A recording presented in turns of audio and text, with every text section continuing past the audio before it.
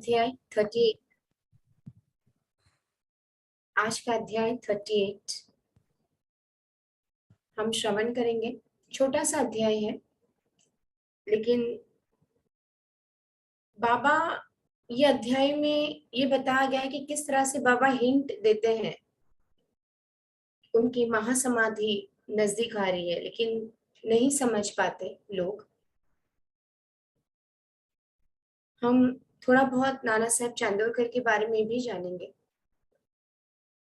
तो शुरुआत करते हैं सदगुरु के नाम से, उनके आशीर्वाद लेके।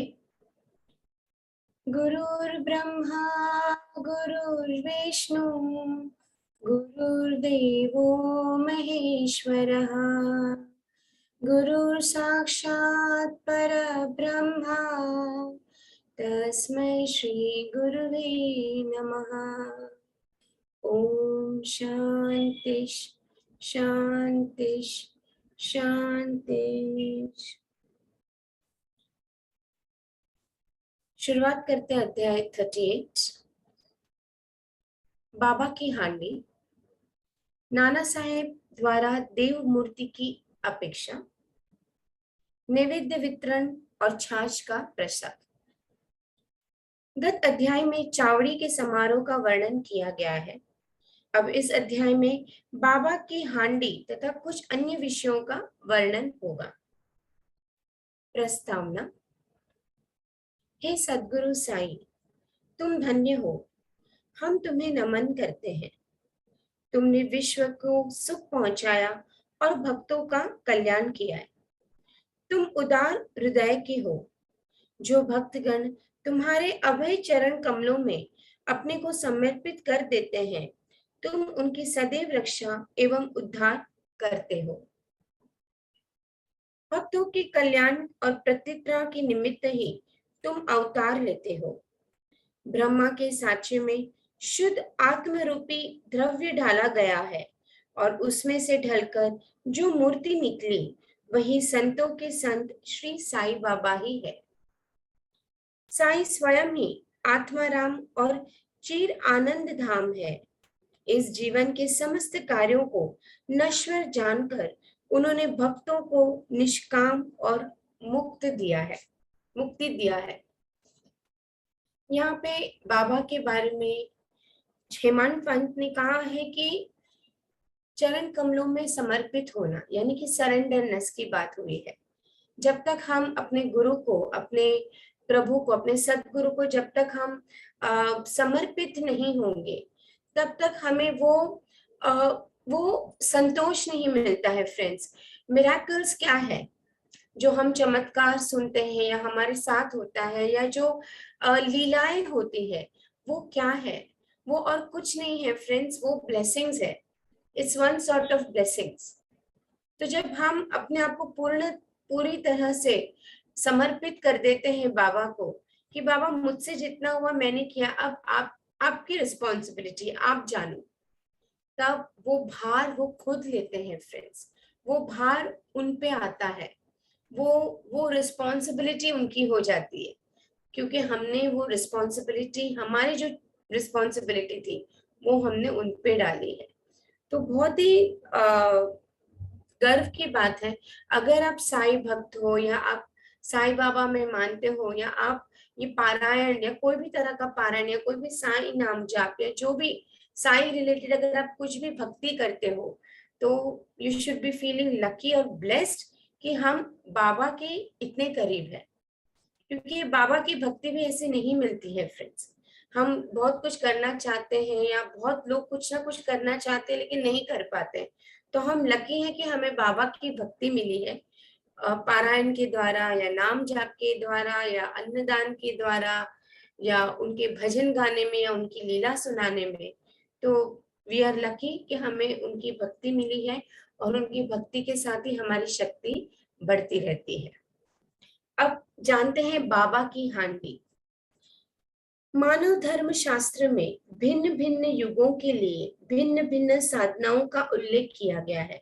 ये फ्रेंड्स, ये भगवत गीता में भी कहा गया है कि हर एक युग के में एक पर्टिकुलर साधना की जरूरत होती है हर किसी को। तो उस हिसाब से अगर हम साधना करते हैं तो हमारी मोक्ष की प्राप्ति जल्दी हो जाती है। तो जैसे कहा गया है कि सतयुग में तप की महत्व था, तप का महत्व था, त्रेता में ज्ञान का महत्व था, द्वापर में यज्ञ का महत्व था, और कलयुग में दान का विशेष महत्व है।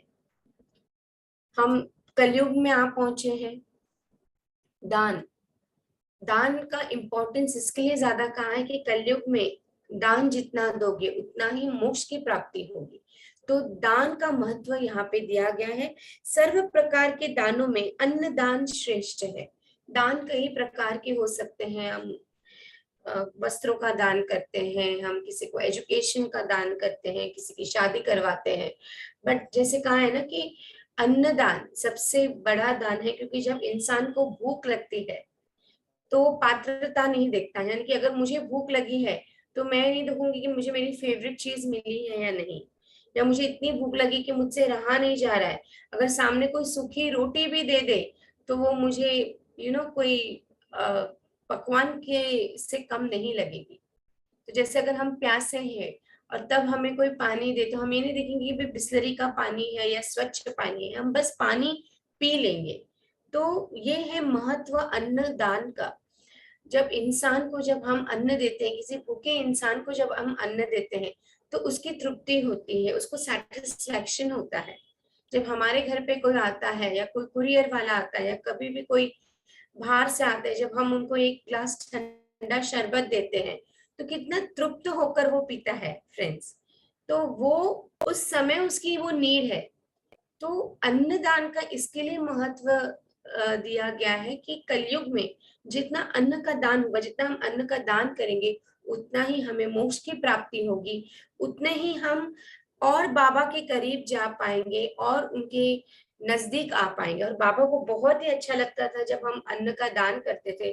फिर वो जानवरों को कुछ खाना देना है, दूध पिलाना है, कुत्ते को, बिल्ली को, कोई भी, लेकिन जो भी दान करे शुद्ध दान करे, दिल से दान करे, क्योंकि अन्न दान से बड़ी सेवा कोई नहीं होती। क्योंकि इंसान को जब भूख लगती है, इंसान को जब प्यास लगती है, भले वो कौन सी मर्सिडीज में हो या चलता हुआ पैर नंगे हो, लेकिन जब उसको भूख और प्यास लगती है तब उसकी जो तृप्ति होती है, जब उसको जो एक सेटिस्फैक्शन मिलता है, वो पानी और अन्न से ही मिलता है फ्रेंड्स। तो मैं एवरी टाइम जब भी अध्याय हम कंप्लीट करते हैं, मैं हमेशा कहती हूँ अन्न का दान कीजिए। आज भी यही कहूंगी, अभी भी यही कहूंगी, जितना हो सके अन्न का दान कीजिए। गर्मियां शुरू हो गई है, पंछियों को पानी दीजिए। जो भी रास्ते में है, भले आप 2 पैकेट छाछ के दे दीजिए, लस्सी दे दीजिए ठंडी, कोई भी छोटा सा फ्रूटी का पैकेट दे दीजिए।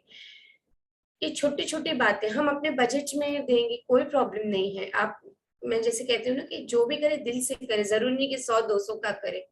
आप 20 रुपए का भी अगर दान करते हैं, वो दिल से देंगे तो वो डेफिनेटली बाबा तक पहुंचता है। तो अन्न का दान प्लीज देते रहिए, नहीं दे रहे तो शुरुआत कीजिए। अन्नदान महादान है। एनीवे, आगे बढ़ते हैं। जैसे सर्व प्रकार में दानों में अन्नदान श्रेष्ठ है, कलयुग में दान का विशेष महत्व है।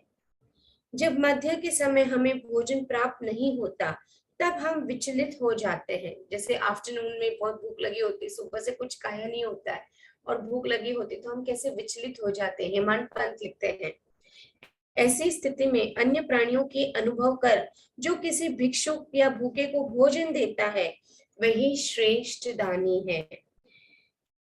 तैत्तिरीय उपनिषद में लिखा है कि अन्न ही ब्रह्मा है और उसी से सब प्राणियों की उत्पत्ति होती है तथा उसी से ही जीवित रहते हैं और मृत्यु के उपरांत उसी में लय भी हो जाता है।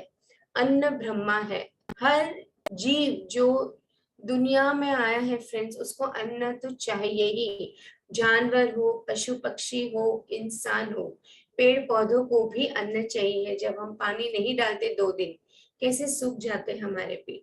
तो जो भी जीव है, जिस किसी में भी जीव है, उन सभी को अन्न चाहिए, जल चाहिए।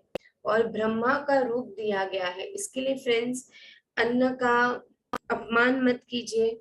नहीं कोई चीज अच्छी लगती तो कम खाइएगा, लेकिन अन्न का अपमान ना कीजिएगा। सोचे कितने ऐसे लोग हैं धरती पे जिनको उतना भी खाना नहीं मिलता है।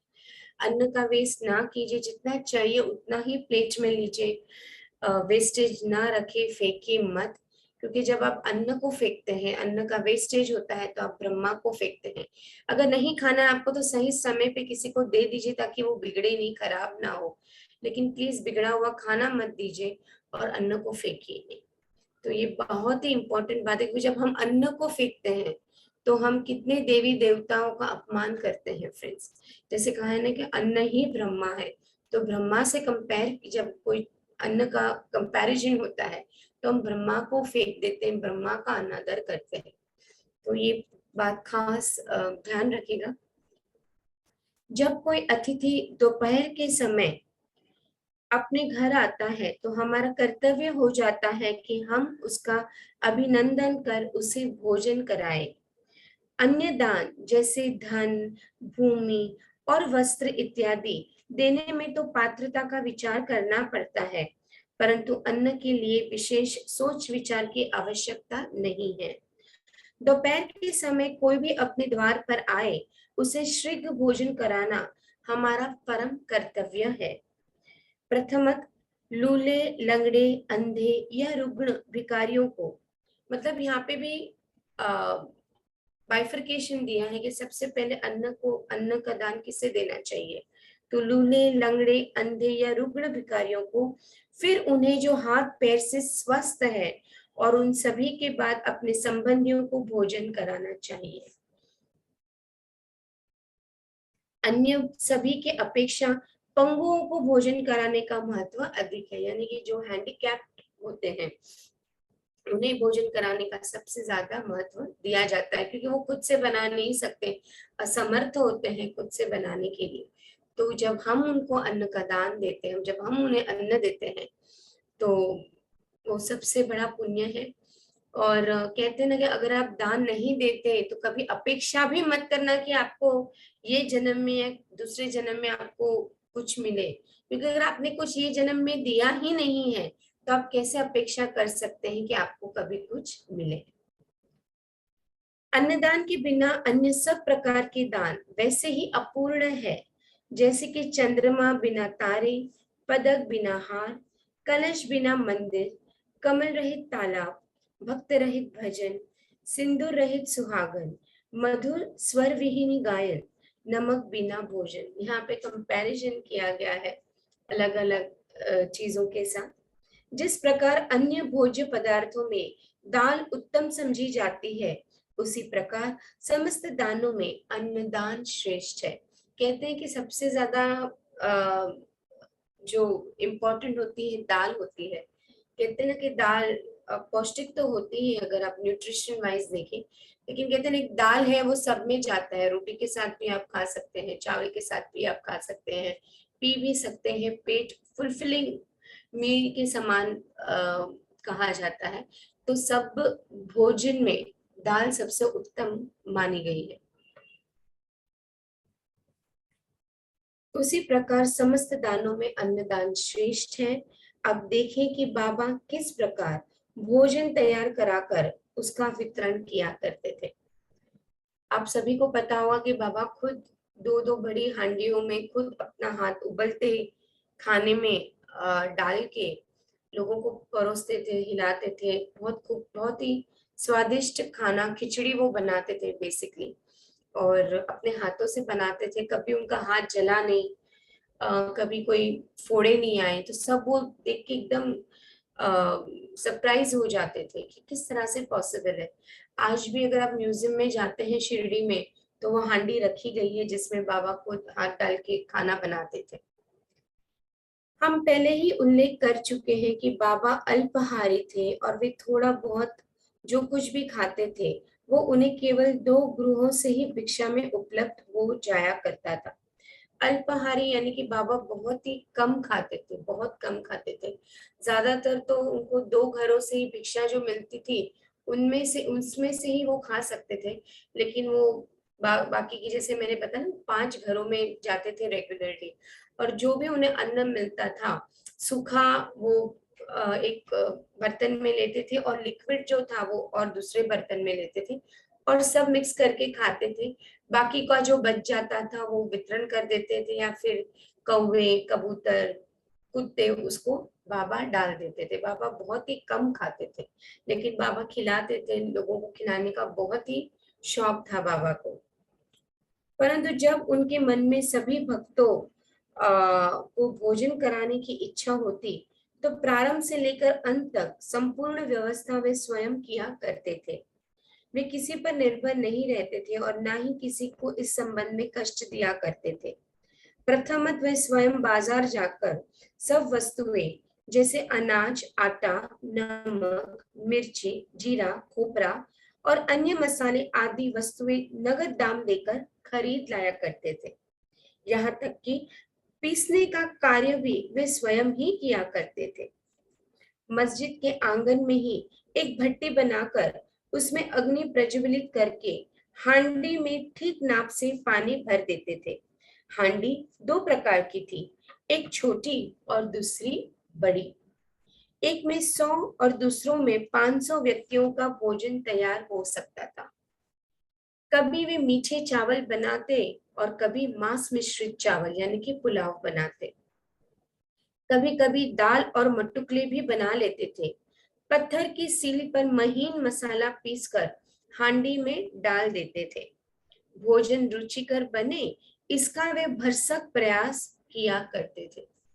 देखिए, जैसे हम भी जब हमारे घर पे कोई मेहमान आते हैं, तो हम भी ट्राई करते कि हम अपना बेस्ट खाना बनाएं, बेस्ट चीजें यूज हो, हम अपने लोगों के लिए भी बेस्ट जितना हो सके हम बेस्ट डालते हैं। तो बाबा इतने लोगों के लिए खाना पकाते थे, तो वो बेस्ट चाहते थे, बेस्ट खाना मिले, अच्छे से मसाले, खोपरा जो भी था वो मस्त अच्छे से डालते थे और वो लोगों को दिल से खिलाया करते थे। ज्वार के आटे को पानी में उबालकर उसमें छाछ मिलाकर आम्बिल यानी कि आमटी बनाते और भोजन के साथ सब भक्तों को समान मात्रा में बांट देते। आमटी जो एक है वो महाराष्ट्र का फेमस खाना है, फूड है, और जो ज्वारी के आटे से बनता है। बाबा हमेशा कहते थे कि ज्वारी का आटा खाया करो। बाबा गेहूं और मैदा तो सवाल ही नहीं होता है, बट ये सब चीजें बाबा को अच्छी नहीं लगती थी। बाबा शक्कर खाने से मना करते थे। बाबा कहते थे गुड़ का सेवन करो। बाबा ज्वारी के आटे का खाना बनाते थे। तो ये आमटी जो है, नॉर्मली गुजराती में हम कढ़ी भी कह सकते हैं। वो छाछ डाल के वो ज्वार के आटे में वो बनाते थे। तो आमटी एक बहुत ही फेमस महाराष्ट्रियन डिश है। भोजन ठीक बन रहा है या नहीं ये जानने के लिए वे अपनी कफनी की बाहें ऊपर चढ़ाकर निर्भय उबलती हांडी में हाथ डाल देते और उसे चारों ओर घुमाया करते थे। ऐसा करने पर भी उनके हाथ पर ना कोई जलन का चिन्ह और ना चेहरे पर कोई पीड़ा का रेखा प्रतीत होती थी। जब भोजन तैयार हो जाता, तब वे मस्जिद से बर्तन मंगवाकर मौलवी से फतीहा पढ़ाने को कहते थे। फिर वे मालसापति तथा तात्या पाटिल के प्रसाद का भाग पृथक रखकर शेष भोजन गरीब और अनाथ लोगों को खिलाकर उन्हें तृप्त करते थे। सचमुच वे लोग धन्य हैं। कितने भाग्यशाली थे वे, जिन्हें बाबा के हाथ का बना और परोसा हुआ भोजन खाने को प्राप्त हुआ। कितने लकी होंगे ना फ्रेंड्स वो लोग, जो साक्षात्कार पर ब्रह्मा उनको खिला रहे हैं। हमें नहीं पता, शायद उस पंगत में हम भी बैठे हो, उस जन्म में हम भी बैठे हो। क्योंकि अगर आज हम यह अध्याय सुन रहे हैं या हम बाबा का, जैसे मैंने कहा कि हम कोई भी एक्टिविटी में हम एंगेज है, पारायण हुआ, नाम जाप हुआ, रेगुलरली थर्सडे मंदिर जाना, मतलब कुछ ना कुछ बाबा से वो जुड़ाव है, बाबा के साथ हमारा जन्मों जन्मों का जुड़ाव है, इसके लिए हम जुड़े हैं। तो हम ये अगर हम अगर ये सोचे भी कि शायद उस वक्त हम उस पंगत में बैठे हैं, वो सोच के भी हमें इतनी खुशी मिलेगी फ्रेंड्स, ऐसा लगेगा कि हमारा जीवन सार्थक हो गया है। यहाँ कोई यह शंका कर सकता है कि क्या वे शाकाहारी और मांसाहारी भोज्य पदार्थों का प्रसाद सभी को बांटा करते थे? इसका उत्तर बिल्कुल सीधा और सरल है। जो लोग मांसाहारी थे उन्हें हांडी में से दिया जाता था तथा शाकाहारियों को उसका स्पर्श तक ना होने देते थे। बाबा कभी भी किसी को भी फोर्सफुली कुछ खिलाते नहीं थे। उन्हें भी पता था जो शाकाहारी थे उनको अलग से खाना बनता था, जो मांसाहारी है उनके लिए अलग से खाना बनता था। ना कभी उन्होंने किसी को मांसाहार का प्रोत्साहन ही दिया और ना ही उनकी आंतरिक इच्छा थी कि किसी भी इसके सेवन की आदत लग जाए। यह एक अति पुरातन अनुभूति नियम है कि जब गुरुदेव प्रसाद वितरण कर रहे हो तभी यदि शिष्य उसके ग्रहण करने में शंकित हो जाए तो उसका अधपतन हो जाता है। वो प्रसाद का पूरा जो पॉजिटिविटी है जो भी है वो पूरी तरह से नश्वर हो जाता है कि अगर हम डाउट ले कि हमारे गुरु हमें क्या खिलाते हैं। यह अनुभव करने के लिए कि शिष्यगण इस नियम का किस अंश तक पालन करते हैं वे कभी कभी परीक्षा भी लिया करते थे। बाबा मस्ती करते थे, परीक्षा भी लिया करते थे काफी बार। उदाहरण एक एकादशी के दिन उन्होंने दादा केलकर को कुछ रुपए देकर कुछ मांस खरीद लाने को कहा। दादा केलकर पूरे कर्मकांडी थे और प्राय सभी नियमों का जीवन में पालन किया करते थे। उनकी दृढ़ भावना थी कि द्रव्य, अन्न और वस्त्र इत्यादि गुरु को भेंट करना पर्याप्त नहीं है। दादा केलकर हमेशा सोचते थे कि सिर्फ अन्न, वस्त्र और द्रव्य सिर्फ इतना ही देना इनफ नहीं है गुरु को। केवल उनकी आज्ञा ही शीघ्र कार्यवंत करने से ही वे प्रसन्न हो जाते हैं। उनका ये मानना था दादा केलकर का, सिर्फ उनका आज्ञा मानो यानी कि सरेंडरनेस, समर्पण, सिर्फ उतना करो तो गुरु खुश हो जाते हैं। यही उनकी दक्षिणा है। दादा श्री कपड़े पहनकर एक थैला लेकर बाजार जाने के लिए उद्वत हो गए। अब बाबा ने तो कह दिया जाके मांस लेके आओ, वो तो कर्मकांडी थे, लेकिन फिर भी बाबा ने कहा है, ये सोच के, ये समझ के तुरंत वो रेडी हो गए थैली लेके मांस लाने के लिए। तब बाबा ने उन्हें लौटा दिया और कहा कि तुम ना जाओ और अन्य किसी को भेज दो। दादा ने अपने नौकर पांडु को इस कार्य के निमित्त भेजा। उसको जाते देखकर बाबा ने उसे भी वापस बुलाने को कहकर यह कार्यक्रम स्थगित कर दिया। बाबा हमेशा काफी बार टेस्ट लेते हैं, हम सभी की टेस्ट लेते हैं कि भाई चलो पारायण है, सुबह 5 बजे उठ पाएंगे या नहीं, ये भी टेस्ट होती है। और हमें ऐसा लगता है कि उठ पाएंगे या नहीं उठ पाएंगे या नहीं, it's everything is in the mind. अगर आप सोचे, बाबा को प्रे करें कि बाबा प्लीज आप शक्ति दीजिए कि हम सुबह उठ के पारायण कर सके, तो डेफिनेटली होता है। It's all about his grace. हम और आप कुछ नहीं करते हैं फ्रेंड्स, हम और आप कुछ नहीं करते, वो करवाता है। वो उसकी शक्ति है कि वो करवा सकता है, इसके लिए हम ये सुन रहे हैं, वरना अपना कोई लेवल नहीं है, हमारी कोई औकात नहीं कि हम ये चीज कर सके या सुबह 5 बजे उठकर हम ये पारायण कर सके। ये सब उसकी देन है, उसका आशीर्वाद है। ऐसे ही एक अन्य अवसर पर उन्होंने दादा से कहा कि देखो तो नमकीन पुलाव कैसा पक रहा है। दादा ने यो ही मुंह देखे कह दिया, अच्छा पक रहा है। नमकीन यानी कि मांस रहे पुलाव। तब वे कहने लगे कि तुमने ना अपनी आंखों से ही देखा और ना ही जीवा से ही स्वाद लिया, फिर तुमने यह कैसे कह दिया कि उत्तम बना है? थोड़ा ढक्कन हटाकर तो देखो। बाबा ने दादा की बाह पकड़ी और बलपूर्वक बर्तन में डालकर बोले, थोड़ा सा इसमें से निकालो और अपना कट्टरपन छोड़कर चक्कर देखो। बाबा काफी बार मस्ती करते थे, तो पकड़ के वो हांडी में बोले कि देखो और चखो। जब माँ का सच्चा प्रेम बच्चे पर उमड़ आता है तब माँ उसे चिकोटे भरती है, परंतु उसका चिल्लाना या रोना देखकर वो उसे अपने हृदय से लगाती है। जब अपने को लगता है ना कि मस्ती कुछ ज्यादा ही सीरियस हो गई है, फिर हम क्या करते हैं, फिर हम संभाल लेते हैं सिचुएशन को। वैसे ही जो अपनी साई माँ है, जो बाबा है, उन्होंने क्या किया, अभी दादा खेलकर बहुत ज्यादा एकदम से अभी नर्वस हो गए हैं, हांडी में मुंह डाल दिया है, तो उनको पीछे खींच लेते हैं। इसी प्रकार बाबा ने सात्विक मातृ प्रेम के वश हो दादा को इस प्रकार हाथ पकड़ा। यथार्थ में कोई भी संत या गुरु कभी भी अपने कर्म कांडी शिष्यों को वर्जित भोज्य के लिए आग्रह करके अपनी अपकीर्ति कराना पसंद न करेगा। जो भोजन आप नहीं खाते, कोई भी गुरु आपको फोर्स नहीं कर सकता वो भोजन खाने के लिए। इस प्रकार हांडी का कार्यक्रम सन 1910 तक चला और फिर स्थगित हो गया।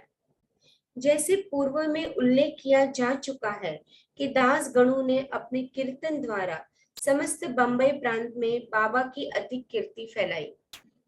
दास गणों ने बहुत बाबा को फेमस करा दिया, अगर मैं कहूँ, या बाबा की जानकारी लोगों में बांटी, लोगों के बाबा के बारे में लोगों को बताया, उनके कीर्तन में, उनके भजन में। जैसे पहले अध्याय में हमने कहा है कि जब भी दास गणों कभी भी भजन करते थे या कीर्तन सत्संग के लिए जाते थे तो बाबा का फोटो लेके जाते थे, और शुरुआत से पहले बाबा का फोटो रख के प्रार्थना करके तब वो स्टार्ट करते थे। तो उनकी बाबा के बारे में और लोगों को पता चला और लोगों को जानना हुआ। और फ्रेंड्स, जैसे अगर मैं देख रही हूँ, हाँ, दिस इज 2022, अभी भी इतने लोगों के बारे में, लोग बाबा के बारे में और इतने ज्यादा उत्सुक हो गए हैं, इतने फॉलोअर्स हो गए हैं साईं बाबा के कि क्या कहूँ। मतलब काफी बार मैं नोटिस करती हूँ कि कोई भी लेन में अगर हम जाते हैं तो साईं बाबा का छोटा बड़ा एक टेम्पल होता ही है। तो इतनी सारी ख्याति बाबा को प्राप्त हुई और बढ़ेगी फ्रेंड्स। कुछ सालों में और लोगों को और जानकारी होगी और बढ़ेगी। इसके लिए शिरडी में ज्यादा से ज्यादा रश रहता है अभी तो, बट बाबा तो हर कहीं है, हर जगह है।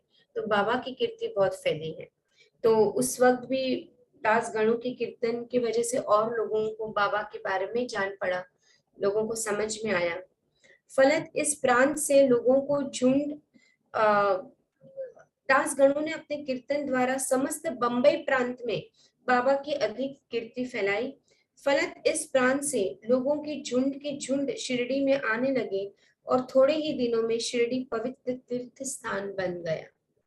भक्तगण बाबा को नैवेद्य अर्पित करने के लिए नाना प्रकार के स्वादिष्ट पदार्थ लाते थे, जो इतनी अधिक मात्रा में एकत्र हो जाता था कि फकीरों और भिखारियों को संतोष पूर्वक भोजन कराने पर भी बच जाता था।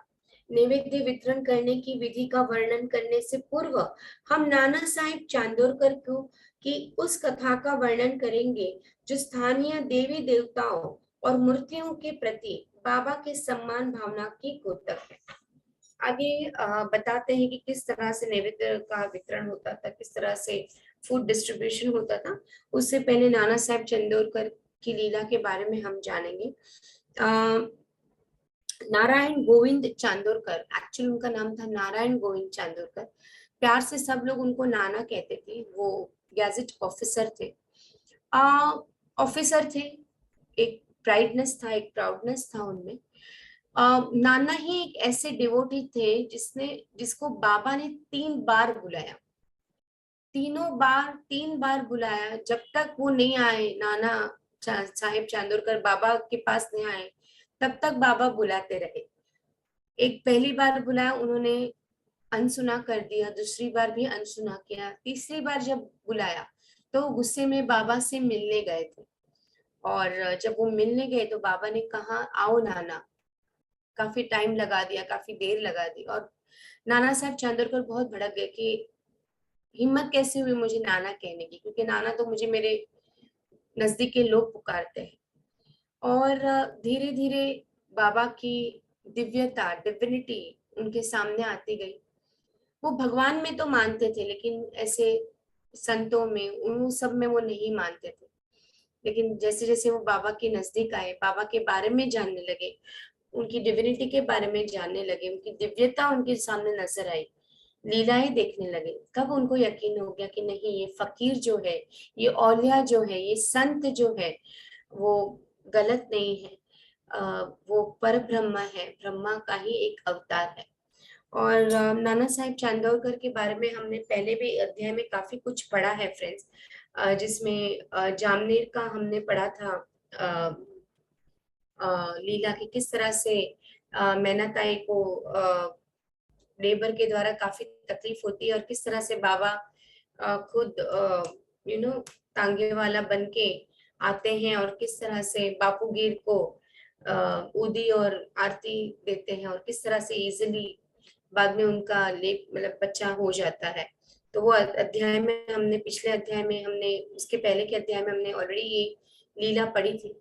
कहते हैं कि नाना साहेब चंदोरकर की जो बेटी है नैना ताई, कुछ ही दिनों में उनके हस्बैंड गुजर गए थे बाद में, और जो बच्चा था वो भी गुजर गया था। तब नाना साहेब चंदोरकर उनकी वाइफ बाबा से मिलने आए, और जब वो बाबा से मिलने आए तो उसे बहुत ही मतलब वो बाबा से प्रश्न किया कि क्यों बाबा हमारे साथ ही, हम तो आपके छत्र छाया में है, तो क्यों ऐसा हुआ कि मेरी बेटी का बच्चा जो आपने उदी दिया था जब पैदा होने के वक्त वो मर गया, उनके हस्बैंड एपिडेमिक, कॉलेरा में एपिडेमिक में शायद मर गए थे सॉरी। तो क्यों, तब बाबा ने कहा कि मौत तो सभी को आनी है। अगर नाना तुम ये सोचोगे कि मैं दिन दहाड़े चंद्र को लाके लाऊं तो वो गलत होगा। सबका समय आता है, समय था, हो गया। कुछ चीजें मैं भी नहीं बदल सकता, नहीं छोड़ सकता। जिसका जो समय है उस समय उसको जाना ही होता है। कर्म में मैं भी कुछ नहीं कर सकता। और बहुत सांत्वना दी। कहते हैं कि मैनाताई जो थी वो बाद में अपने ससुराल में ही रही, 1945 तक वो रही, क्योंकि बहुत छोटी उम्र में उस वक्त तो शादियां हो जाती थी, 15-16 साल की उम्र में ही। उसके बाद वो बड़े से जॉइंट फैमिली में रही अपने ससुराल वालों के साथ। जब दास गणों को पता चला कि ऐसे ट्रेजेडी हो गई कि हस्बैंड भी चला गया, बच्चा भी चला गया, तो उनको सांत्वना के लिए बाबा की सिल्वर पादुका बनाए थे, और वो ही सिल्वर पादुका उनको दिए याद के इसमें। तो मैना तारी को बहुत ही अच्छा लगा, तो वो अंत तक वो पादुकाओं की उन्होंने सेवा की, और बहुत अच्छे से उनका अंत हुआ, बिना कोई तकलीफ के उनका अंत हुआ। तो फ्रेंड्स, ये बात हमारी समझ के बाहर है कि काफी हमने लीलाएं ये पढ़ी भी है, सुनी भी है, जहाँ पे बाबा ने जीवन दान दिया है, लोगों को जीवित किया है, मृत को भी जीवित किया है। तो हम ये सोच सकते हैं कि क्यों चांदोरकर की जवाई या बच्चे को क्यों नहीं बाबा ने बचाया। बट ये हमारी समझ के बाहर है, क्योंकि इसमें है ना कि कहते हैं ना कि बाबा खुद कहते हैं कि कर्म योग बहुत ही रहस्यमय है।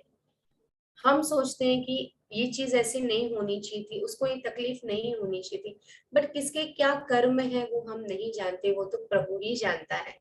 लेकिन इतना जरूर है कि हमें अगर भक्ति मिली है, अगर उनका नाम मिला है, तो वो हम बस कंटिन्यू करते रहे। और जो भी हमारे साथ सही गलत जो भी होता है, हम जितना हम बहुत पॉजिटिवली उसको एक्सेप्ट कर ले, तो ये जीवन अच्छे से चला जाएगा, एक्सेप्ट हो जाएगा। हम ये जीवन को भी हम बहुत ही पॉजिटिवली हम जी पाएंगे। तो ऐसा नहीं है कि अगर हम बाबा के भक्त हैं तो हमारे साथ कुछ गलत नहीं होगा, या हमारे साथ सब अच्छा अच्छा होगा। एक्चुअली तो गलत कुछ होता ही नहीं है, सिर्फ हमारे कर्म ही होते हैं जो हमें सही गलत के सही गलत की सोच में हमें एंटेंगल कर लेते हैं। बाकी गलत भी कुछ नहीं होता है, सही भी कुछ नहीं होता है। इट्स ऑल अबाउट आवर कर्म। अगर हमारा समय खत्म पूर्ण हो जाता है तो हम, हमारा कोई काम ही नहीं है इस जीवन में, तो हमारी सोल चली जाती है, वो जगह चली जाती है जहां हमारे लिए कुछ कार्य होता है। तो अगर कोई भी छोटी उम्र में चला जाता है, किसी की मौत हो जाती है, तो ये समझिएगा फ्रेंड्स कि शायद उसका जो धरती पे उसका जो जर्नी था, या जो उसका जो पर्पस था वो सॉल्व हो गया है।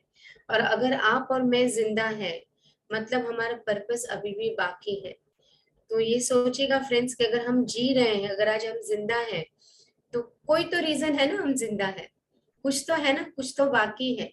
क्या बाकी है वो हम भी नहीं जानते। जैसे जैसे लाइफ आगे बढ़ती जाएगी हमें और पता चलता जाएगा। बट जो भी जीवन है, जो भी समय है, जितना हम साई नाम से ले या जितना हम प्रभु के नाम से ले, उतना ही अच्छा रहेगा फ्रेंड्स।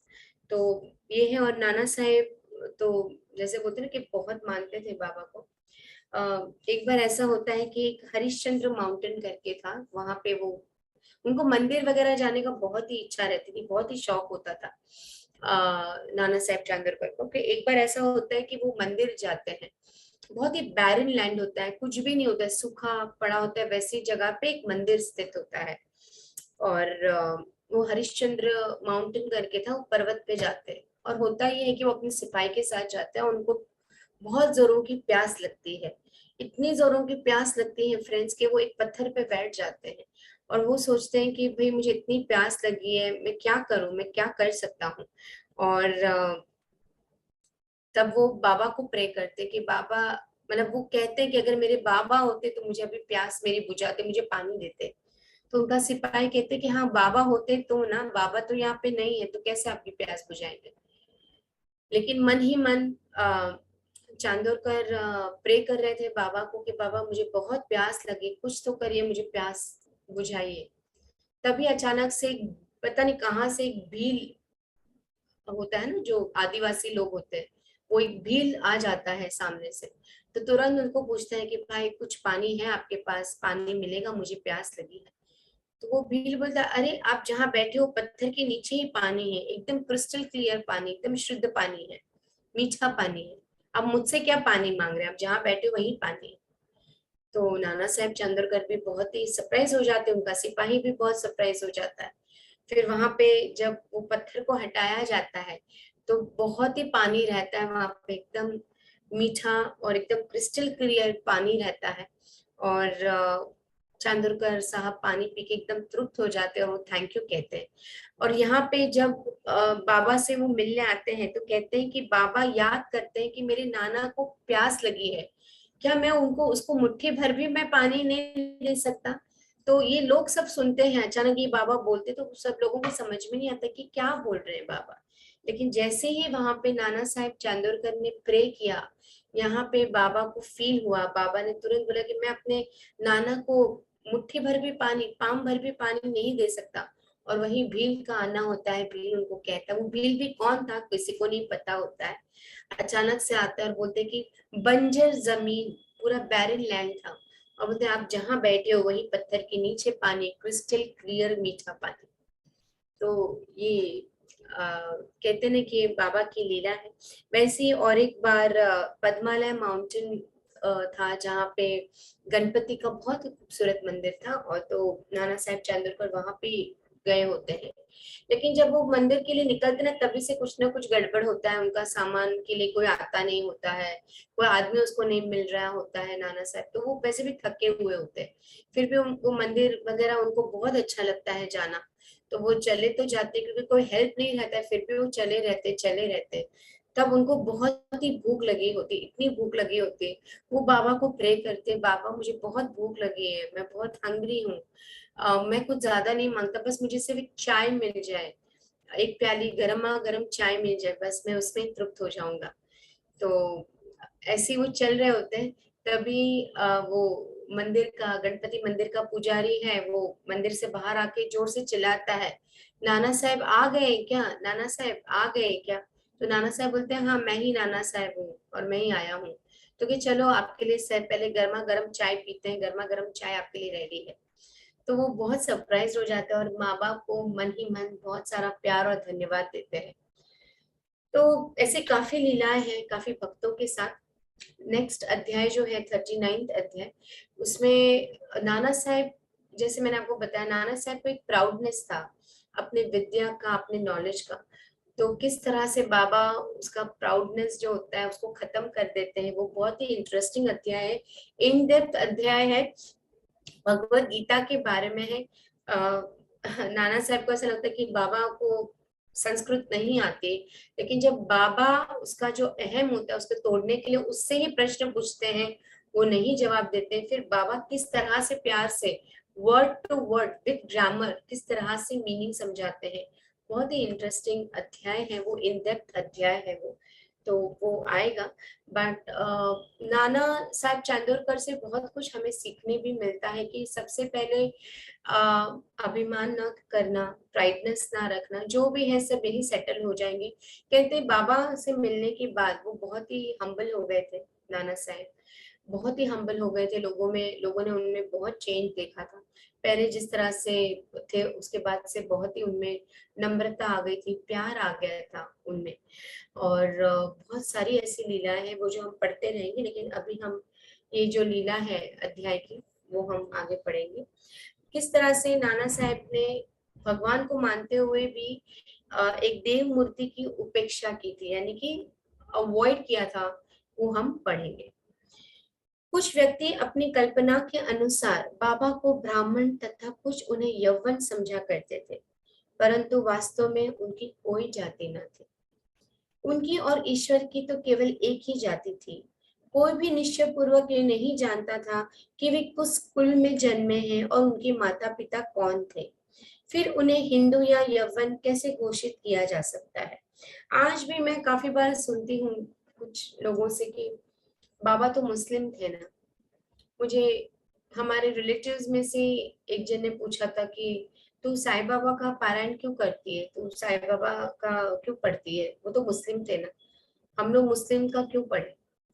तो मुझे एक सेकंड के लिए अच्छा नहीं लगा जिस तरह से वो बोल रहे थे।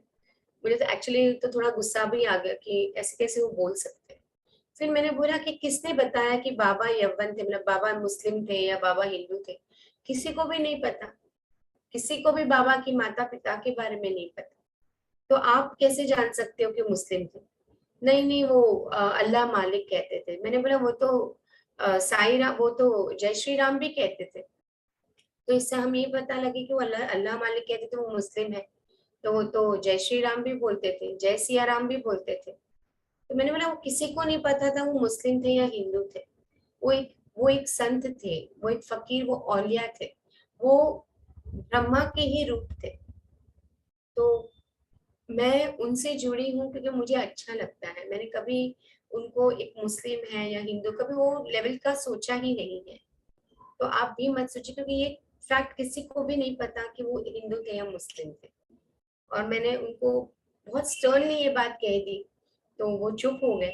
शायद उन्हें अच्छा भी नहीं लगा होगा, but I was very much clear about it कि आपको अच्छा ना लगे लगे, लेकिन मुझे अच्छा लगता है तो मैं करती हूँ। और कोई भी, हम किसी भी सत्पुरुष को एक जाति में हम कैसे डाल सकते हैं फ्रेंड्स, कि ये अच्छा ये बुरा, ये मुस्लिम ये हिंदू ये सिख, नहीं ऐसा होता है। वो इंसान ही है। आज हम एक पर्टिकुलर कम्युनिटी में पैदा हुए हैं, तो इसका मतलब ये नहीं कि हम दूसरे कम्युनिटी का अनादर करें। हर एक का माइनस प्लस होता है, डूज डोंट्स होता है। जो नॉनवेज खाते हैं वो गलत नहीं होते, वो गलत इंसान नहीं होते। उनकी परवरिश वैसी हुई है, उनका अपब्रिंगिंग वैसा हुआ है। अगर हम कोई एक चीज खाते हैं और कोई सामने वाला अगर वो चीज नहीं खाता, तो उसका मतलब ये नहीं होता कि हम गलत है या वो सही है। नहीं, हमारी परवरिश वैसी हुई, इसके लिए हम खाते हैं। जैसे जैसे अगर हमारे में समझ आती है, तो धीरे धीरे वो चीज भी हम छोड़ सकते हैं। जैसे नॉनवेज खाना अच्छा नहीं मानते ऐसे कहते हैं लोग, प्याज खाना अच्छा नहीं मानते, सात्विक फूड में नहीं आता है, लहसुन नहीं खा सकते।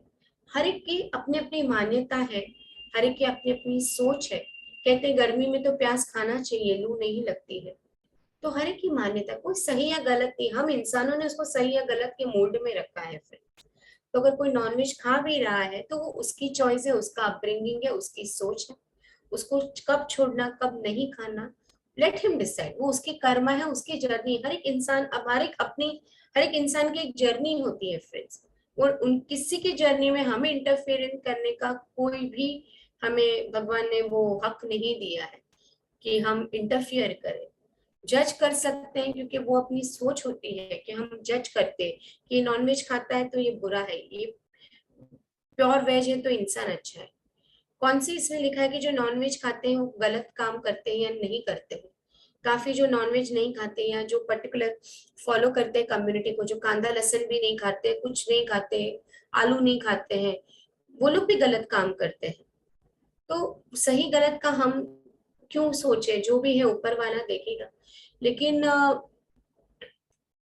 मुझे वो बात नहीं ठीक लगी कि मुस्लिम है तो नहीं पढ़ो। अगर आपका मन किसी चीज में है, वो धार्मिक है, अच्छी है, वो आपको सोल को टच करती है, आपके आत्मा को टच करती है, तो आप पक्का वो कीजिए। मैं तो हाजी अली भी जा चुकी हूँ, मैं तो नोविनास में, मैं चर्च में भी जाती थी। मैंने 9 9 नोविनास किए वेनसडेज को, माहिम चर्च जाके। तो मुझे मुझे मेरे लिए हर एक भगवान सेम है, हर एक भगवान एक ही है, तो मुझे कोई फर्क नहीं पड़ता है। बट कुछ लोग होते हैं जिनकी सोच ऐसी होती है, तो उसका कुछ हम नहीं कर सकते। सही सही समय पे उनकी भी सोच बदलेगी। होपफुली हम प्रे कर सकते हैं उनके लिए कि उनकी सोच बदले। बट ऐसा नहीं है कि वो मुस्लिम थे या हिंदू थे, किसी को भी नहीं पता वो कौन थे, कहाँ से आए थे, यू नो। एंड आज भी मिराकल्स होते हैं, आज भी उनकी ब्लेसिंग्स होती है। यदि वे यवन होते तो मस्जिद में सदैव धूनी और तुलसी वृंदावन ही क्यों लगाते, और शंख घंटे तथा अन्य संगीत वाद्य क्यों बजने देते, हिंदुओं की विविध प्रकार की पूजाओं को क्यों स्वीकार करते, यदि सचमुच यवन होते तो उनके कान क्यों छीदे होते, तथा वे हिंदू मंदिरों का स्वयं जीर्णाधर क्यों करवाते। उन्होंने हिंदुओं की मूर्तियां तथा देवी देवताओं को जरा सी उपेक्षा भी कभी सहन नहीं की। कहते हैं कि जो भी मूर्तियां या जो भी मंदिर टूटे हुए थे, तात्या से कह के उन्होंने काफी सारे सारे मंदिरों का रिपेयरिंग करवाया, रिपेयरिंग वर्क उन्होंने करवाया था। एक बार, अभी ये हम मूल कथा पे आते हैं। एक बार नाना साहेब चांदोरकर अपने साड़ू यानी कि साली के पति श्री बनीवले के साथ शिरडी आए। जब वे मस्जिद में पहुंचे तो बाबा वार्तालाप करते हुए अनायास ही क्रोधित होकर कहने लगे कि बाबा बहुत गुस्सा हो गए, भड़क गए। और क्या कहने लगे कि तुम दीर्घ काल से मेरे सानिध्य में हो, फिर भी ऐसा आचरण क्यों करते हो। बाबा भड़क गए नाना साहब पे कि तुम इतने टाइम से मेरे पास, दीर्घ काल यानी कि इतने टाइम से मेरे साथ हो, फिर भी तुम ऐसा कर्म, ऐसा आचरण क्यों करते हो, कैसे कर सकते हो। नाना साहेब प्रथमत इन शब्दों का कुछ भी अर्थ ना समझ सके। अतः उन्होंने अपना अपराध समझने की प्रार्थना की। प्रत्युत्तर में उन्होंने कहा, तुम कब कोपरगांव आए और फिर वहां से कैसे शिरडी आ पहुंचे। बाबा फिर याद करवाते कि तुम कोपरगांव आए और तुम कैसे शिरडी पहुंचे। तब नाना साहब को अपनी भूल तुरंत ही ज्ञात हो गई। उनका यह नियम था, शिरडी आने से पूर्व वे कोपरगांव में गोदावरी के तट पर स्थित श्री दत्त का पूजन किया करते थे। परंतु रिश्तेदार के दत्त उपासक होने पर भी इस बार विलंब होने के भय से उन्होंने उसका भी दत्त मंदिर में हतोत्वत किया और वे दोनों सीधे शिरडी चले आए थे। यानी कि वो दत्त मंदिर में गए ही नहीं और सीधा वो शिरडी चले आए। तो ये बात बाबा को बैठे बैठे पता चल गया और उसको बहुत भी बाबा को गुस्सा आया कि ये चीज तुम कैसे कर सकते हो। अपना दोष स्वीकार कर उन्होंने कहा कि गोदावरी में स्नान करते समय पैर में एक बड़ा कांटा चुभ जाने के कारण अधिक कष्ट हो गया था। बाबा ने कहा कि यह तो बहुत छोटा सा दंड था और उन्हें भविष्य में ऐसा आचरण के लिए सदैव सावधान रहने की चेतावनी। बाबा कहते हैं छोटा सा दंड था, यानी कि वो पैर में कांटा चुभना भी बाबा का कुछ, कहते ना, लीला थी, समझाने का तरीका था कि गलती की है तो दंड भी भोगो। तो बाबा का यही था कि जब तुम उपासक हो, तुम्हारे साड़ू के पति भी उपासक है दत्त के, तो तुम कैसे डायरेक्टली शिरडी चले आए। क्या फर्क पड़ता था अगर तुम लेट हो जाते तो। दत्त का अगर उपासक हो तो उनकी पूजा अर्चना करके ही आना था। तो ये सारे ये सारी लीला है बाबा की। तो बाबा डांटते भी है ना, सदगुरु डांटते भी है और प्यार से अपने को संभाल भी लेते हैं। अब नैवेद्य वितरण की बात करेंगे। अब हम नैवेद्य वितरण का वर्णन करेंगे। आरती समाप्त होने पर बाबा से आशीर्वाद तथा उदी प्राप्त कर जब भक्तगण अपने अपने घर चले जाते, तब बाबा पर्दे के भीतर प्रवेश कर निम्बर के सहारे पीठ टेककर भोजन के लिए आसन ग्रहण करते थे। भक्तों की दो पंक्तियों उनके समीप बैठा करती थी। भक्तगण नाना प्रकार के नैवेद्य जैसे कि पूरी, पूरन पोड़ी जो खानदेश में बनाई जाती थी, पेढ़ा, बर्फी, बासुंदी, उपमा, सांजा, आंबे मोहर, भात इत्यादि थाली में सजा सजा कर लाते और तब तक वे नैवेद्य स्वीकार न कर लेते, तब तक भक्तगण बाहर ही प्रतीक्षा करते थे। जैसे बाबा की ख्याति बढ़ने लगी तो लोग आने लगे, बहुत सारा मिठाई, बहुत सारा मिष्ठान, बहुत सारा खाना आने लगा। तो जब तक बाबा ग्रहण नहीं करते थे तब तक भक्तगण भी नहीं खाते थे, वो सिर्फ इंतजार करते थे। समस्त नैवेद्य एकत्रित कर दिया था, तब वे स्वयं भगवान को नैवेद्य अर्पण कर स्वयं ग्रहण करते थे। उसमें से कुछ भाग बाहर प्रतीक्षा करने वालों को देकर शेष भीतर बैठे हुए भक्त पा लिया करते थे। जब बाबा सबके मध्य में आ विराजते, तब दोनों पंक्तियों में बैठे हुए भक्त तृप्त होकर भोजन किया करते थे। बाबा प्राय श्यामा और निम्नोकर से भक्तों को अच्छी तरह भोजन कराने और प्रत्येक की आवश्यकता का सावधानी पूर्वक ध्यान रखने को कहते थे।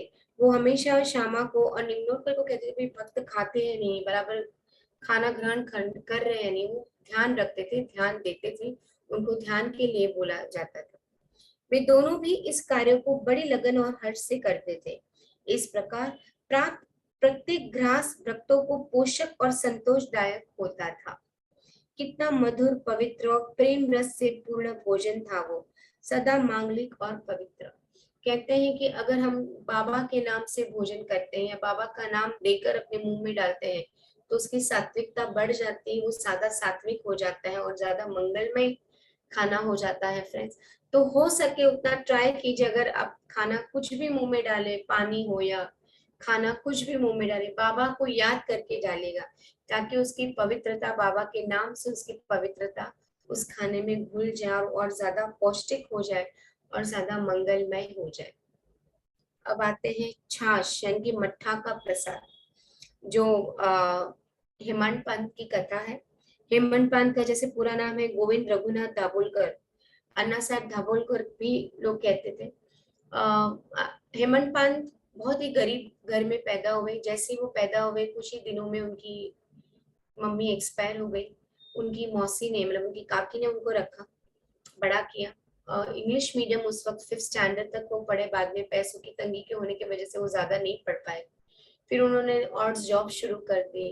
8 रुपए प्रति माह का उन्होंने जॉब शुरू किया। वो ब्राइट तो थे, लेकिन घर की स्थिति ऐसी थी कि वो ज्यादा पढ़ नहीं पाए, ज्यादा स्टडी नहीं कर पाए, और इस तरह से उन्होंने अपना जीवन जिया। कहते थे कि उनको फिर किसी ने रेकमेंड किया कि गवर्नमेंट जॉब क्यों नहीं ले लेते तुम, क्योंकि उस वक्त तो गवर्नमेंट जॉब बहुत ही इम्पोर्टेंट रहता था कि कुछ नहीं तो जॉब छूटने के बाद पेंशन तो मिलेगी। लोगों का वो सोच भी था और सही भी था कि गवर्नमेंट जॉब है तो लाइफ सेट है, यू नो। तो उस वक्त उसको गवर्नमेंट जॉब मिल गई हेमंत पंत को और धीरे धीरे प्रगति होने लगी। नाना साहब चांदोरकर उनके बहुत ही नजदीक के मित्र थे, और कहते हैं कि वो और एक उनकी मित्र और हेमंत पंत यानी कि रघुनाथ दाभोलकर, उन्होंने सोचा था कि जब भी हम कभी किसी सदगुरु को मिलेंगे तब एक दूसरे को हम बताएंगे और उनकी आशीर्वाद लेंगे, उनकी सेवा लेंगे। तो जैसे ही नाना साहब चंदोरकर बाबा से मिले, उन्होंने फोर्स किया। हमने पिछले अध्याय में पढ़ा है कि किस तरह से हेमंत पंत को फोर्स किया शिरडी जाना, साईं बाबा का प्रे करना, साईं बाबा का दर्शन लेना। लेकिन थोड़ा कहते हैं रघुनाथ जी भी बहुत ज्यादा एक प्राउडनेस था, भेद था उनमें, वो विश्वास नहीं करते थे। हमने पहले भी अध्याय में पढ़ा कि उनके बेस्ट फ्रेंड का बेटा लोनावला में मर एक्सपायर हो जाता है। वो गुरु के पास से होता है, तो उनको ऐसा लगा कि गुरु के पास होने के बाद भी अगर बच्चा मर जाता है तो उस गुरु की आवश्यकता ही क्या है। और हमने पिछले अध्याय में पढ़ा कि क्यों गुरु की आवश्यकता क्या होती है, बहुत अच्छे से बाबा समझाते हैं कि क्यों गुरु की आवश्यकता होती है। तो हेमंत पान धीरे धीरे उनका भी ईगो है या गुस्सा है वो कम हो जाता है, वो भी बाबा को देख के सब भूल जाते हैं, उनमें भी जो नेगेटिविटी है वो पूरी तरह से चली जाती है, क्लियर हो जाती है हेमंत पंत की। और हेमंत पंत ने बहुत ही हमें थैंकफुल रहना चाहिए हेमंत पंत को कि इतनी खूबसूरत, इतना पवित्र ग्रंथ हमें दिया साई सच्चरित्र। ओरिजिनल जो साई सच्चरित्र है वो ओवी में है, वो पोएटिक फॉर्म में है, मराठी संस्कृत में लिखा है। और हेमंत पंत कहते थे मैंने कुछ नहीं किया, बाबा ने ही लिखवाया, मैं तो अल्प शिक्षित था, बाबा ने ही करवाया है। तो जो भी हम ये ट्रांसलेशन पढ़ते हैं, कहते हैं विनिमा की वीडियो में विनिमा ने कहा है कि उतना जस्टिफाई कोई नहीं कर सका हेमंत पंत का जो ओरिजिनल से ट्रांसलेट करना कोई जस्टिफाई नहीं कर सका। होपफुली कोई उनके ओवीज को, उनकी जो एक्चुअल जो ओरिजिनल साई सच्चरित्र है उनको कोई कर सके ट्रांसलेट। बट एनीवे जो भी हमारी समझ में आता है, इतना भी अगर हम समझे और उसका यूज करें वो भी इनफ है फ्रेंड्स। अभी हम पढ़ते हैं लास्ट 5 ऑफिस अध्याय, छाछ मट्टे का प्रसाद। इस सत्संग में बैठकर एक दिन जब हेमंत पांड पूर्ण भोजन कर चुके, तब बाबा ने उन्हें एक प्याला छाछ पीने को दिया। उसके श्वेत रंग से वे प्रसन्न हो गए, परंतु उधर में जरा सी भी गुंजाइश न होने के कारण उन्होंने केवल एक ही घुट पिया। छाछ सफेद रंग, श्वेत रंग, उनको पेट तो भर गया था, लेकिन बाबा के कहने पे उन्होंने एक घुट पी लिया। तब बाबा उनको क्या कहते, उनका यह उपेक्षात्मक व्यवहार देखकर बाबा ने कहा कि सब पी जाओ, ऐसा सुअवसर अब कभी ना पाओगे। बाबा ने इशारा तो दे दिया कि सब पी जाओ, ऐसा अवसर तुम कभी नहीं अभी पाओगे। तब उन्होंने पूरी छाछ पी ली, किंतु उन्हें बाबा के सांकेतिक वचनों का मर्म शीघ्र विदित हो गया, क्योंकि इस घटना के थोड़े दिनों के पश्चात ही बाबा समाधिस्थ हो गए। तब तो नहीं समझ में आया, लेकिन बाद में जब उन्होंने सोचा तब समझ में आया कि तो बाबा ने इशारा कर दिया था, लेकिन मैं नहीं समझ पाया। कहते हैं हेमंत पंत के जो ग्रैंडसन है देव बाबा जिनका नाम था, जब उनकी बेटी को बेटा हुआ, बहुत ही डिफिकल्ट प्रेगनेंसी रही, बहुत ही डिफिकल्टी था। और जब बच्चा पैदा हुआ तो जब हेमंत पंत देखने गए रूम में बेटी के बेटे को, बच्चे को, तब उनकी बेटी बच्चे को हाथ में लेने को रेडी नहीं थे, बच्चे को दूर रख दिया था। तो हेमंत पंत बहुत सरप्राइज हो गए, लेकिन जब उन्होंने देखा कि बच्चे के जो बच्चे का ऑरा था, जो प्रभा मंडल जिसे कहते हैं, एक अलग सा प्रभा मंडल था, वो देख के ना उनकी बेटी डर गई और वो बच्चे को हाथ में लेने को रेडी नहीं थी। 2 दिन तक ऐसा हुआ कि वो बच्चे को हाथ में लेने को रेडी नहीं थी, दूध पिलाने की तो दूर की बात है। तो हेमंत पंत बहुत चिंतित हो गए। उन्होंने वो बच्चे को लेके, उनके लिए तो साईं बाबा ही सब थे, तो शिरडी चले गए और साईं बाबा से गए, साईं बाबा को बोले कि भाई ये क्या है, मतलब मैं अपनी बेटी को समझा रहा हूँ कि ये बहुत ही पवित्र आत्मा है, क्योंकि साईं बाबा ने कहा था कि तू चिंता मत कर अपनी बेटी के डिलीवरी में, मैं खुद आऊंगा उसके पेट से। तो ये सुन के हेमंत पंत तो बहुत खुश हो गए थे, लेकिन जब बच्चे को हाथ में लिया उनकी बेटी ने, तो वो समझ नहीं पाई, क्योंकि पूरा ऑरा था, प्रभा मंडल था, तो वो देख के डर गई। वो डिविनिटी, वो दिव्यता को नहीं समझ पाए और 2 दिन तक दूध नहीं पिलाया। तो हेमंत पंत बच्चे को, 2 दिन के बच्चे को लेके साईं बाबा के पास आए और बोला कि बच्चे ने दूध नहीं पिया, ऐसे ही मेरा बच्चा मर जाएगा, मेरी बेटी हाथ लगाने को तैयार नहीं। तब बाबा ने उस बच्चे को लिया, बाबा ने अपना अंगूठा उस बच्चे के मुंह में डाला और वो अंगूठे से दूध की धारा बहने लगी और तृप्त होके वो बच्चे ने सारा दूध पी लिया। और उसके बाद हेमंत पंत इतने खुश हो गए, इतने खुश हो गए, कहते हैं कि बहुत ही बहुत पावरफुल सोल थी वो बच्चे की, देव बाबा के नाम से प्रख्यात हो, बहुत ही स्पिरिचुअलिटी में भी वो बहुत ही आगे आए और उन्होंने बाबा का जो नाम था और बढ़ाया। तो ये भी एक बाबा की लीला ही है कि हेमंत पंत को इतना बड़ा आशीर्वाद है, एक पवित्र प्योर सोल का जन्म हुआ उनके घर पे। अब कहते हैं बाबा की सब पी जाओ, ऐसा सुअवसर कभी ना पाओगे। तब उन्होंने पूरी छाछ पी ली, किंतु उन्हें बाबा के सांकेतिक वचनों का मर्म शीघ्र ही विदित हो गया, क्योंकि इस घटना के थोड़े ही दिनों के पश्चात बाबा ने समाधिस्थ हो गए, बाबा ने समाधि ले ली। पाठकों, अब हम अवश्य ही हेमंत पंत के प्रति कृतज्ञ होना चाहिए, क्योंकि उन्होंने तो छाछ का प्याला पिया, परंतु वो हमारे लिए यशेष मात्रा में श्री साई लीला रूपी अमृत दे गए। तो इसी के साथ ही ये अध्याय हम यही समाप्त करेंगे। श्री सद्गुरु साईनाथ प्रणमस्तु, शुभ भवतु। दान कीजिए, शुद्ध दान कीजिए। थैंक यू बोलिए, लाइफ में जो मिला उसके लिए भी थैंक यू और जो नहीं मिला उसके लिए भी थैंक यू। जितना हो, जितना अच्छा कर सके उतना अच्छा करें, अच्छा सोचे खुद के लिए और औरों के लिए भी। और बस अन्नदान करते रहिए। गर्मी है तो हम भी छाछ दें लोगों को, ठंडी छाछ दें, पैकेट्स मिलते हैं, अमूल के पाउचेस मिलते ही हैं, जो हो सके भले एक को दो, कोई प्रॉब्लम नहीं, लेकिन दिल से दो और हमेशा ग्रेटिट्यूड रखिए, थैंक यू रखिए। मिलते हैं नेक्स्ट थर्सडे 39 अध्याय के साथ। सो आपका आज का दिन और सारा हफ्ता मंगलमय हो, हेल्थ अच्छी रहे और अच्छी सोच रहे। ओम साई राम। ओम साई।